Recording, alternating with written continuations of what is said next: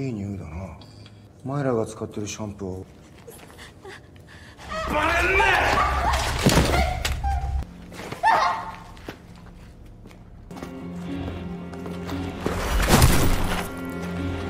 Pria tunawicara ini bukanlah sembarang OB biasa. Walaupun sering dipandang sebelah mata, namun dia memiliki gebetan yang super cantik. Namun suatu ketika pacarnya diculik oleh sekelompok gangster dan terpaksa dia harus berkorban. Seperti apa kisahnya? Inilah dia, Silent Love. Mas-mas yang berwajah manis ini namanya Awi. Dan kini dia bekerja sebagai petugas kebersihan di kampus musik. Hari itu, seperti biasa, dia ditugaskan untuk mengecat papan nama kampus. Di tengah kesibukannya, tiba-tiba dia melihat seorang mahasiswi berjalan tertatih-tatih yang menuju ke tepi atap. Dan seketika dia menyadari niat gadis itu adalah untuk melompat.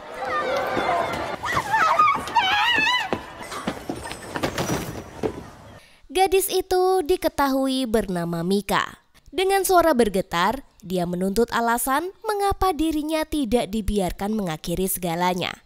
Awi pun hanya bisa diam, bukan karena tidak bisa menjawab, tapi ternyata karena dia memang tidak bisa bicara.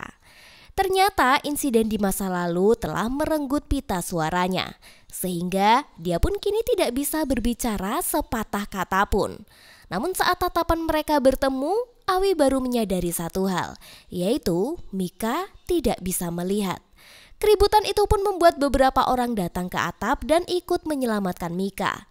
Dalam keheningan, Awi mendapati sebuah lonceng kecil yang terjatuh di lantai. Diam-diam, dia pun mengambilnya dan berniat untuk mengembalikan jika mereka bertemu lagi. Lalu, siapakah sosok Mika ini? Mika bukanlah gadis yang buta sejak lahir. Dia kehilangan penglihatannya karena persaingan antar musisi yang sengaja membuatnya mengalami kecelakaan lalu lintas. Semenjak kecelakaan itulah, Mika pun mengalami ablasi retina, yaitu kondisi di mana retina terlepas dari jaringan penyokongnya, dan ini menghambat suplai oksigen dan mengganggu fungsi penglihatan. Beruntunglah operasi yang dia jalani pun berhasil, dan dokter meyakinkan bahwa penglihatannya akan kembali dalam waktu dekat. Sebagai mahasiswa jurusan seni musik, Mika ini bercita-cita menjadi seorang pianis. Namun setelah kecelakaan itu, segalanya terasa berbeda. Mika juga masih marah dengan rekan-rekan musisinya yang bersaing secara tidak sehat. Apalagi ketika mereka berpura-pura baik, Mika pun langsung menolaknya. Kita kembali ke Awi. Hari itu, dia diminta menggantikan tugas seniornya membersihkan halaman di dekat ruang kuliah lama. Saat sedang memangkas ranting pohon, dia kembali melihat Mika yang berjalan dengan tongkat menuju ruangan yang sudah jarang digunakan. Rasa penasarannya pun tumbuh dan diam-diam dia mengintip dari jendela. Di dalam, Mika duduk di depan piano. Jemarinya pun mulai menekan tuts dan menciptakan alunan melodi yang begitu indah. Awi tertegun, meski tidak bisa melihat, ternyata Mika tetap memainkan musik dengan penuh perasaan.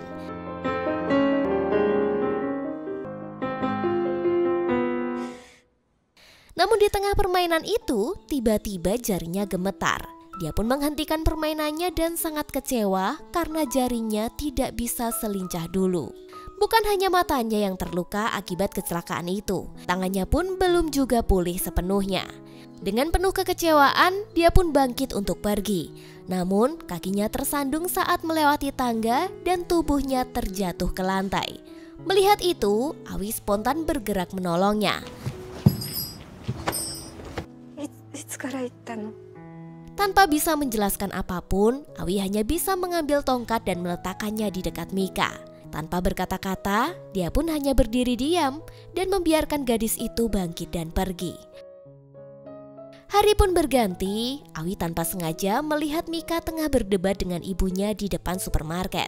Ibunya bersikeras agar Mika tidak pergi ke kampus dalam kondisinya yang belum pulih. Tetapi di sini Mika menolak.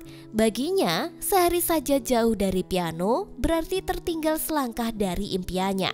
Dia pun ingin tetap berlatih dan tidak mau kehilangan waktu. Selain itu, Mika ingin membuktikan bahwa dia bisa pergi sendiri tanpa perlu diantar bibinya. Dengan berbekal tongkat dan suara Google Map, dia pun melangkah menuju kampusnya seorang diri. Awi yang melihatnya merasa jadi khawatir. Tanpa pikir panjang, dia pun memutuskan untuk diam-diam mengikutinya dari belakang, lalu memastikan perjalanan Mika agar tetap aman. Sepanjang jalan, Awi mengarahkan orang-orang di sekitar agar tidak menghalangi atau menabraknya. Setibanya di kampus, Mika pun berjalan menuju ke ruang kuliah lama. Awi segera bergegas mengambil kunci ruangan itu. Saat tiba, dia mendapati Mika yang tampak kecewa karena pintu itu terkunci. Sebelum gadis itu pergi, Awi pun diam-diam membukakan pintu untuknya. Di sini Awi tahu, jika dia tiba-tiba menyentuh Mika, gadis itu pasti akan terkejut. Maka dia pun menggunakan lonceng kecil milik Mika yang dulu terjatuh untuk memberitahu keberadaannya. Suara lonceng itu pun kini menjadi penunjuk arah bagi Mika. Seperti hari sebelumnya, Awi menyaksikan Mika memainkan piano. Alunannya begitu indah. Tetapi di tengah-tengah permainan, dia pun kembali berhenti. Tangannya gemetar dan ketidakmampuannya menekan tuts dengan sempurna membuatnya sangat frustasi. Saat hendak pulang, Mika nyaris jatuh lagi di tangga. Awi pun sigap membantu dan kembali menyerahkan tongkatnya. Kali ini Mika menyadari sesuatu. Lonceng di tangan Awi adalah miliknya dulu. Dia juga mulai mengerti bahwa Awilah yang selama ini selalu membukakan pintu ruangan untuknya. Namun satu hal yang membuatnya bingung, mengapa Awi tidak pernah sekalipun berbicara? Untuk mencari jawaban, Mika lalu meminta Awi menjawab pertanyaan dengan cara mengetuk tangannya. 1 ketukan untuk jawaban iya dan 2 ketukan untuk jawaban tidak. やっぱりあなたもピアノ科なのね。 Karena sering melihat Awi berada di sekitar ruangan musik, Mika pun sampai salah mengira bahwa dia adalah seorang pianis. Percakapan mereka pun berlanjut hingga akhirnya mereka saling mengenal.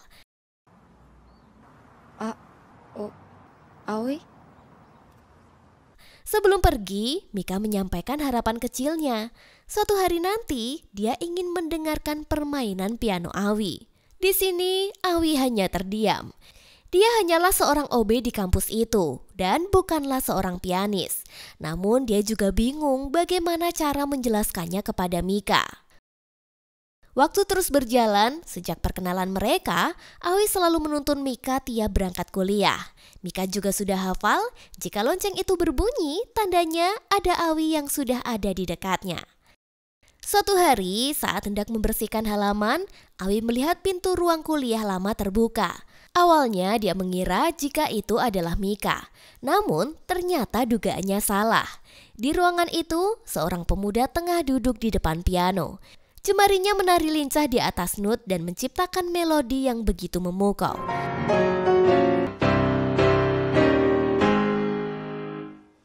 Awi pun terpana. Dia pun mengeluarkan ponselnya dan membuka aplikasi Talkback untuk berbicara. Dengan bantuan aplikasi itu, dia menyampaikan permintaan sederhana. Dia ingin pemuda itu memainkan piano untuk Mika dan berpura-pura sebagai sosok Awi. Dan dia juga bersedia untuk membayarnya. Pemuda yang diketahui bernama Yuma ini pun langsung tertawa sinis. Baginya, permintaan Awi terdengar sangat konyol. Dia adalah pianis berbakat dari keluarga musisi ternama. Dan tentu saja dia berasal dari keluarga kaya. Namun di balik itu, kehidupan Yuma sangat tidak bahagia. Meskipun mahir bermain, tetapi hatinya tidak pernah benar-benar ada di dalam setiap nada yang dia mainkan. Di tengah hidupnya yang hilang arah, kini Yuma terjebak dalam kehidupan gelap. Dia terlibat judi dan gali lubang tutup lubang gara-gara kalah di meja kasino. 300万です。正確に言うと308万2000。 Meskipun awalnya ditolak, namun Awi bersikeras. Dia ingin meminta tolong kepada Yuma. Dia pun menemuinya lagi untuk kedua kalinya. Di sisi lain, Yuma tidak bisa bohong jika saat ini dia juga membutuhkan uang untuk membayar semua hutang pinjolnya. Setelah sedikit berdiskusi, sepakatlah Awi untuk membayar 50.000 yen sekali tampil. Sebenarnya itu pun juga angka yang cukup besar bagi Awi yang hanyalah seorang OB. Namun, demi tidak ingin mengecewakan ekspektasi Mika terhadapnya, apapun rela Awi lakukan demi si pujaan hati. Pada hari yang dijanjikan, Yuma datang dengan satu syarat dari Awi.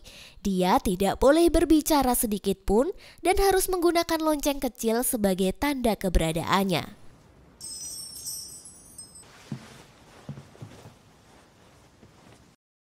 Saat alunan piano mengalir di ruangan itu, Mika tersenyum untuk pertama kalinya setelah sekian lama.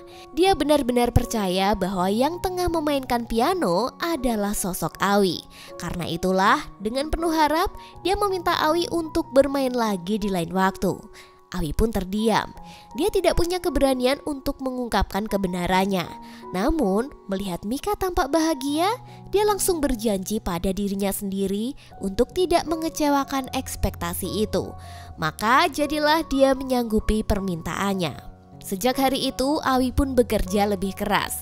Dia mengumpulkan uang untuk membayar Yuma setiap kali diminta bermain. Lelah tentu saja, tetapi cukup untuk mengingat senyuman Mika, semangatnya pun kembali menyala. Dulu Awi hanyalah pria yang menjalani hidup tanpa arah, terlalu terjebak dalam masa lalunya hingga kehilangan tujuan. Tapi sejak kehadiran Mika, ia membuatnya punya harapan untuk ikut mewujudkan cita-cita besar Mika menjadi pianis hebat. Di sisi lain, teman dekat Awi yang bernama Keisuke mulai merasa cemas. Dalam seminggu terakhir, Awi mendadak mengambil pekerjaan tambahan di malam hari. Dia bekerja hampir tanpa istirahat. Keisuke pun tidak mengerti alasan di balik kegigihannya itu. Diam-diam, Keisuke memutuskan untuk menyelidikinya sendiri. Dia mengikuti Awi hingga ke tempat kerjanya, dan di sana dia melihat sesuatu yang mengejutkan. Awi menyerahkan sejumlah uang kepada Yuma.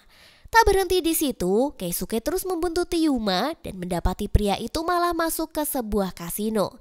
Dari situlah Keisuke langsung menarik kesimpulan bahwa benar nih Awi telah diperas oleh Yuma. Padahal kenyataannya jauh sangat berbeda. Sore harinya Awi pun duduk di tepi pantai. Dia menikmati udara yang sejuk. Tak lama Mika pun datang dan menghampiri. Dengan suara lembut dia mengucapkan terima kasih atas semua yang telah dilakukan Awi untuknya. Baginya, tangan Awi seperti penolong yang menyelamatkan hidupnya. Mendengar kata-kata itu, Awi pun terdiam. Apakah pantas dia disebut begitu oleh Mika, sedangkan dia sendiri memiliki masa lalu yang sangatlah gelap? Lalu kita dibawa flashback ke masa lalu Awi saat dia masih SMA, di mana dia pernah terlibat dalam sebuah perkelahian. Dalam satu momen, lawannya tiba-tiba mengeluarkan pisau dan mengarahkannya ke Keisuke. Melihat sahabatnya dalam bahaya, Awi pun langsung mendorongnya ke belakang. Namun sayang, justru dirinya lah yang terluka di bagian leher. Diliputi amarah dan rasa sakit, Awi merebut senjata itu dari tangan lawannya dan menyerangnya balik. Hingga akhirnya, si lawan pun meninggal dan luka di leher Awi mengakibatkan pita suaranya rusak parah. Awi selalu menganggap dirinya orang jahat, mantan narapidana dan tidak layak menerima kebaikan apapun. Apalagi dia dipandang sebagai penyelamat oleh Mika. Sungguh dia merasa tidak pantas.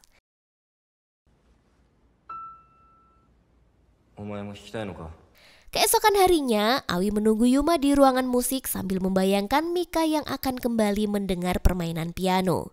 Saat Yuma tiba, dia menerima bayaran seperti biasa. Tetapi kali ini dia penasaran, kenapa Awi sampai rela melakukan semua ini? Awi pun menjawab dengan tenang. Dia ingin mewujudkan impian Mika. Karena sebelum bertemu gadis itu, dia bahkan tidak pernah punya tujuan hidup. Mendengar jawaban itu, Yuma terdiam sejenak. Lalu dia tersenyum kecil. Kalau begitu, sesekali jangan hanya berkutat di ruangan ini. Ajak dia keluar dan lihatlah dunia yang indah. Dan begitulah hari itu pun mereka bertiga pergi ke sebuah lembah di pegunungan. Yuma bisa berbicara dengan bebas dan berpura-pura sebagai teman lama Awi. Dalam wisata itu, meski Mika tidak bisa melihat, tetapi dia bisa menikmati keindahan alam dengan caranya sendiri. Dia mendengar kicauan burung, merasakan angin yang berembus, serta mendengarkan gemericik air sungai yang mengalir. Untuk pertama kalinya, Awi melihat Mika tersenyum tanpa beban. Dan untuk pertama kalinya juga, Awi merasa hidupnya tidak lagi sekedar mengalir tanpa arah. Sore itu, karena tiba-tiba hujan deras, mereka pun memutuskan menginap di sebuah villa. Awi lalu berinisiatif untuk mencari penjaganya.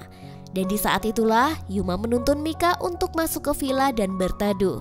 Di sini Yuma mengobrol. Jika dia ragu apakah Awi benar-benar tidak bersuara atau hanya menolak berbicara. Sebab selama ini mereka hanya berkomunikasi melalui aplikasi HP. 俺とはいつもスマホですね。そう。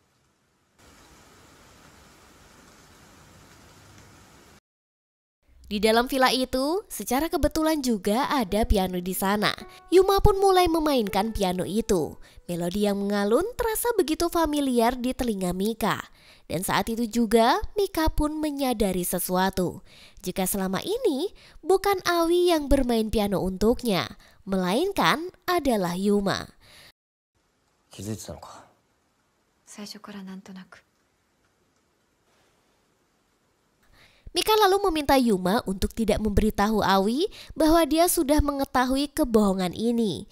Dia khawatir jika Awi nanti akan merasa terluka jika tahu bahwa dirinya sudah menyadari semuanya.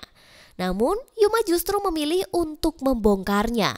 Dia dengan santai mengatakan bahwa Awi bukanlah seorang mahasiswa, bukan pula seorang pianis. Melainkan dia hanyalah seorang OB di kampusnya. Namun nampaknya Mika tidak memandang apapun profesi Awi. Yang dia tahu hanyalah ketulusan Awi selama ini. Baginya Awi adalah orang baik yang menyelamatkannya di atap. Orang yang selalu memastikan dirinya aman di perjalanan. Dan bahkan Mika juga sangat hafal dengan goresan kasar di tangannya. Mendengar pengakuan itu, Yuma diliputi perasaan yang selama ini dia abaikan, yaitu rasa iri. Bagaimana mungkin seorang seperti Awi, si pria miskin yang bahkan gak bisa berbicara, bisa mendapatkan tempat begitu istimewa di hati Mika? Yuma yang diliputi rasa cemburu, tiba-tiba menarik dan mencium bibirnya. Mika pun kaget, dia pun langsung mendorongnya. Namun di saat yang sama, Awi kembali dan melihat semuanya. Awi yang sadar diri langsung pergi dari tempat itu. Di saat yang sama, dia juga membuang lonceng yang selama ini sebagai simbol cintanya. Tentu saja Mika sangat sedih dan terus memanggilnya. Namun, Awi pun memutuskan untuk tetap pergi. Hati Awi hancur. Dia benar-benar mencintai Mika, tetapi dia juga sadar akan keterbatasannya. Dia tidak pernah berharap Mika membalas perasaannya. Karena bagi Awi, yang terpenting adalah melihat Mika bahagia. Setelah hari itu, Awi pun menghilang. Dia tidak lagi muncul di hadapan Mika. Suatu pagi, saat Mika hendak pergi ke kampus, dia mendengarkan suara lonceng. Hatinya bergetar dan berpikir bahwa itu adalah Awi. Dengan cepat dia mendekat dan mengulurkan tangan. Tetapi saat menyentuhnya, dia pun langsung menyadari bahwa ini bukanlah Awi. Lonceng itu kini dipegang oleh Yuma. Dia datang dan berniat untuk minta maaf atas kelancangannya kemarin. Selang beberapa saat, tanpa diduga, sekelompok pria bertubuh besar muncul dan menyeret Yuma secara paksa. Mika yang berada di dekatnya pun ikut terseret dan tidak mampu melawan. Di tempat lain, Awi yang masih dilanda patah hati dihampiri oleh Keisuke. Dia bilang jika kini semuanya sudah dia bereskan, sehingga Awi tidak perlu lagi ngoyo mencari uang. Apalagi Yuma juga bermasalah dengan orang-orang kasino yang menyimpan dendam kepadanya. Karena itulah Keisuke sengaja membayar mereka untuk memberi pelajaran kepada si Yuma. 今これ酒酔うとでやられてんじゃねえかな。 Tetapi ketika mengetahui Mika juga ikutan diculik, dia pun buru-buru pergi untuk menyelamatkannya. Berita tentang menghilangnya Mika dan Yuma menjadi perhatian polisi dan mereka bergerak ikut mencarinya. Mereka juga mendapatkan info jika Mika sering terlibat banyak menghabiskan waktu dengan Awi. Alhasil, polisi pun kini mencari Awi dan menjadikannya tersangka. Di saat Awi ditahan, beruntungnya senior Awi yang tahu jika dia tidak bersalah mencoba mengalihkan perhatian polisi agar si Awi ini bisa kabur. Sementara itu, Mika dan Yuma disekap di sebuah garasi. Yuma yang telah babak belur dihajar oleh gangster memohon agar Mika dibebaskan. Namun, dia malah disiksa lebih parah hingga tangannya cedera dan membuatnya tidak bisa bermain piano lagi. Selang beberapa saat, Awi akhirnya tiba dan melihat Mika juga menjadi korban. Amarahnya pun meledak.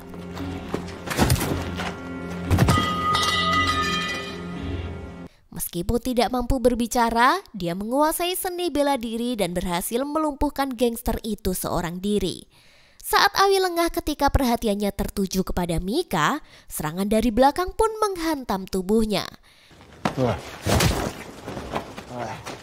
Yuma yang masih bertahan berusaha membantu, tetapi dia justru malah diancam akan ikut dihabisi.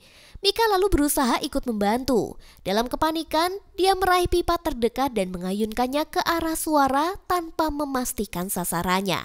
Namun, serangannya malah meleset dan justru mengenai Yuma, yang seketika dia pun jatuh dan mengalami kejang-kejang. Mendengar suara ambulan mendekat, para gangster memutuskan kabur untuk menghindari polisi. Menyadari situasi yang bisa menjerat Mika, Awi pun segera menghapus sidik jari gadis itu dari pipa dan mengaku sebagai pelaku pemukulan. Saat polisi tiba, Yuma yang dalam keadaan kritis langsung dibawa ke rumah sakit. Sementara Awi pun ditangkap untuk kedua kalinya. Demi meyakinkan polisi, dia berpura-pura memiliki motif pribadi dan menyatakan bahwa tindakannya didorong oleh kecemburuan terhadap Yuma yang memiliki kehidupan sempurna. Mika yang awalnya tidak sadar telah melukai Yuma baru memahami situasi setelah mendengar kabar penangkapan Awi. Namun sebelum dia sempat berkata apapun, Awi memberikan isyarat 2 ketukan dan meyakinkannya bahwa semua terkendali dan memintanya untuk tetap diam.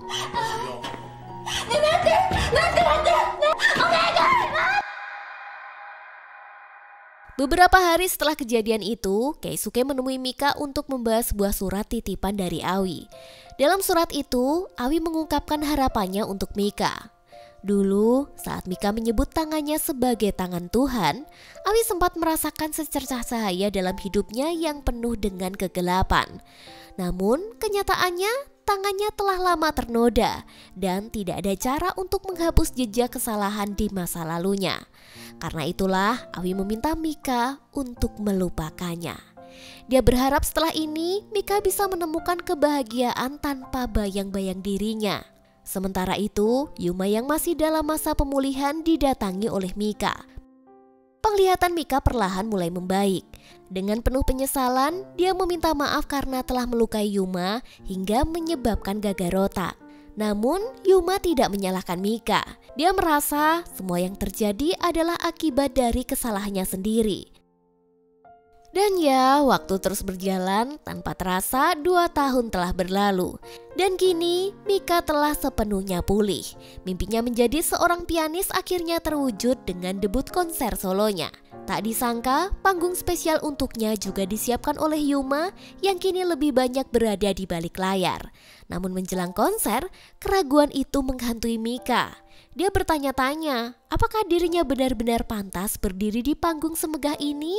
Dia juga merasa sangat bersalah. Di saat dia berhasil sembuh, justru Yuma lah yang harus berkorban karena tidak lagi bisa bermain piano.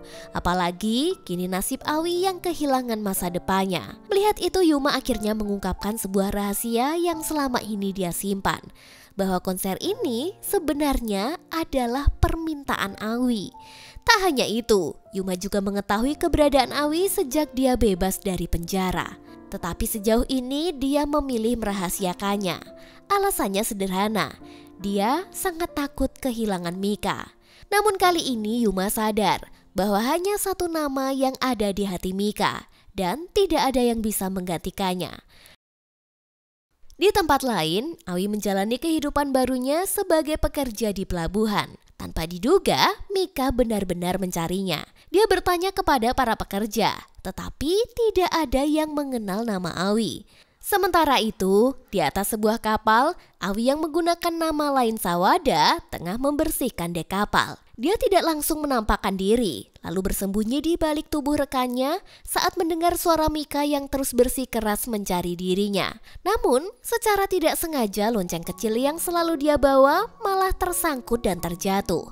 そういやお前下の名前葵じゃなかったっけ。よし仕事戻るぞ。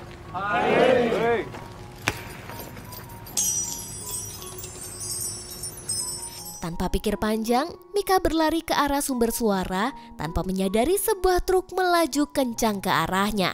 Namun sebelum bahaya menimpa, sebuah tangan dengan refleks kuat menariknya ke tempat yang aman. Mika pun terdiam sejenak, tetapi sentuhan itu terlalu dikenalnya. Dia mengangkat wajah dan yakin bahwa orang di hadapannya adalah Awi. Tak butuh kata-kata, Awi hanya mengetuk sekali dan Mika pun mengerti. Wah, sebuah ending yang melegakan bagi kita semua ya. Cinta sejati memang tidak mengenal batas. Bukan status yang menentukannya dan bukan jabatan yang mengukuhkannya. Dia tumbuh dengan ketulusan dan bertahan dengan pengorbanan. Dan ketika dia memilih untuk tetap tinggal, meski dunia berkata sebaliknya. Karena cinta bukan soal siapa yang di atas ataupun siapa yang berkuasa, melainkan tentang dua hati yang saling menemukan dan tak ingin kehilangan. Sampai jumpa di film selanjutnya.